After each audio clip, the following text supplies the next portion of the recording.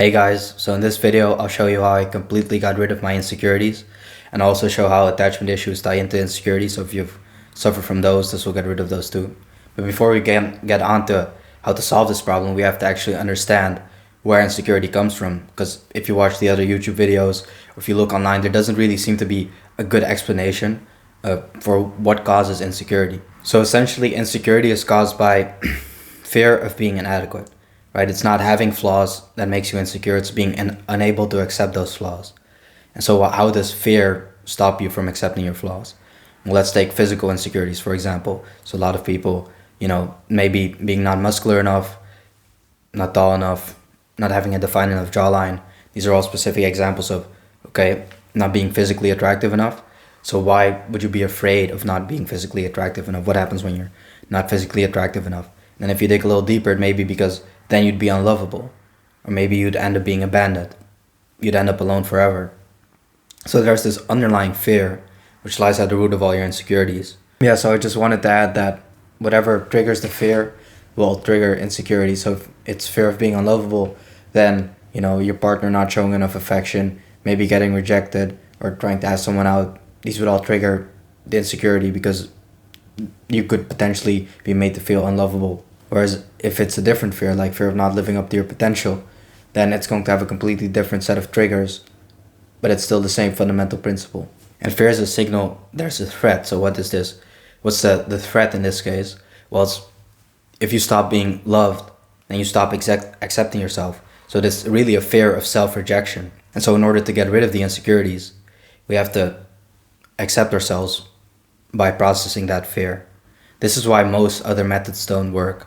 Because the base instinct is to simply run away. So if you have this fear of being unlovable, you're going to chase love.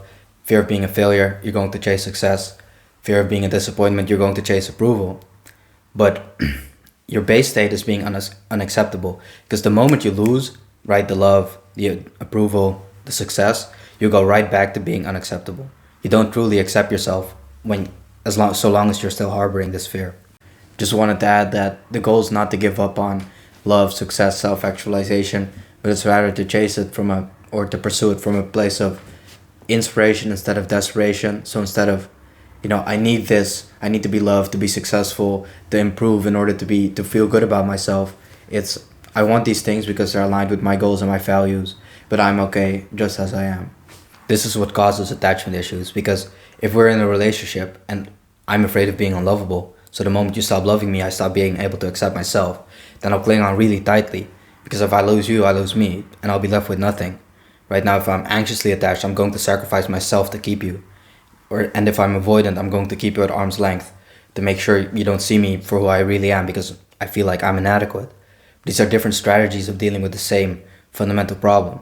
And the same way you can have attachment issues in romantic relationships, you can also have them in platonic relationships, right?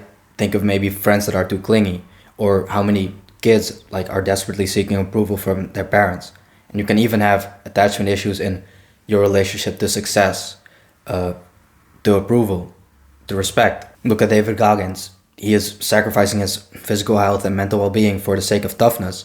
And when you look at his podcast, when you watch his podcast, he doesn't actually want to, wake up at 4 a.m. to run 40 or 50 kilometers. But he forces himself to do it because the moment he stops being tough, he stops being able to accept himself. So if running away from the fear doesn't work, then one other strategy people use is positive affirmation, right? Trying to change your beliefs. Well, the issue is, deep down I fear, if I'm unlovable, then I'm unacceptable. And I'm trying to tell myself, I love and accept myself.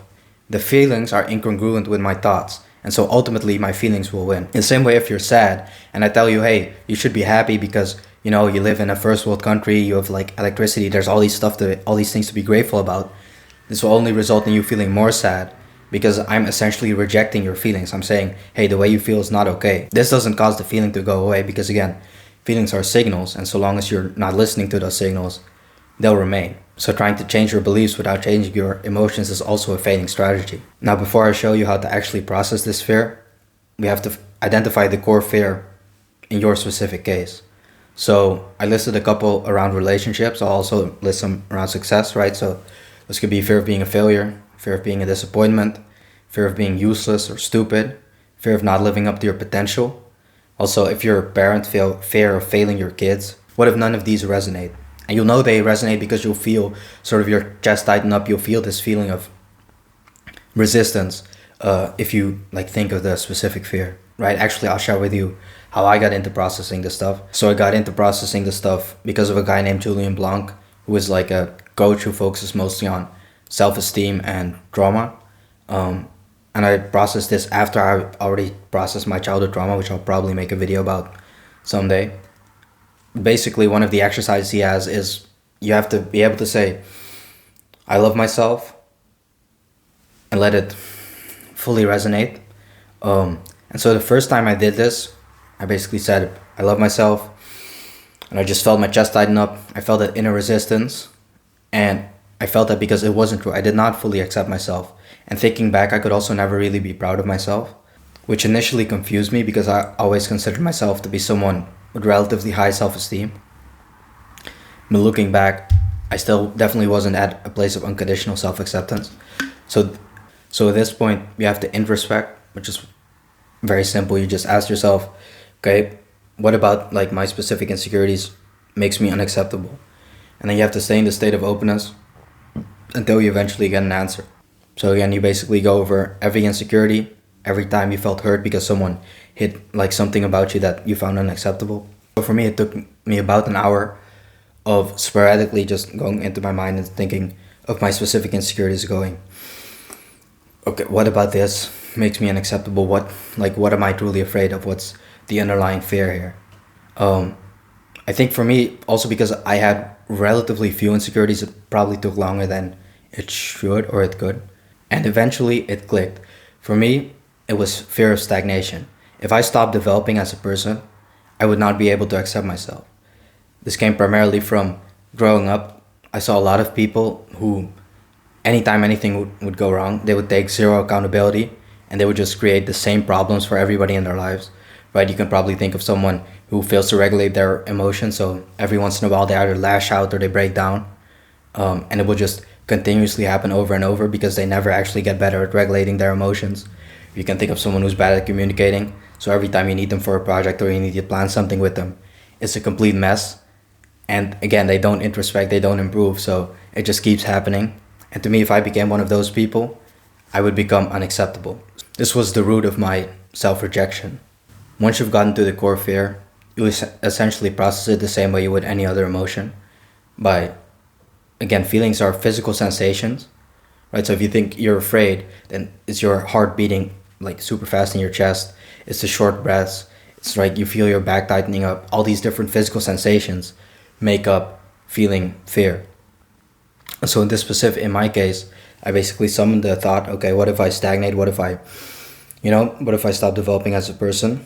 And I just felt sort of every fiber in my being resist and tighten up. And then with every breath, you just slowly sink deeper and deeper into that feeling, and you allow yourself to embrace it, until eventually, like once you fully embraced it, it will let you go.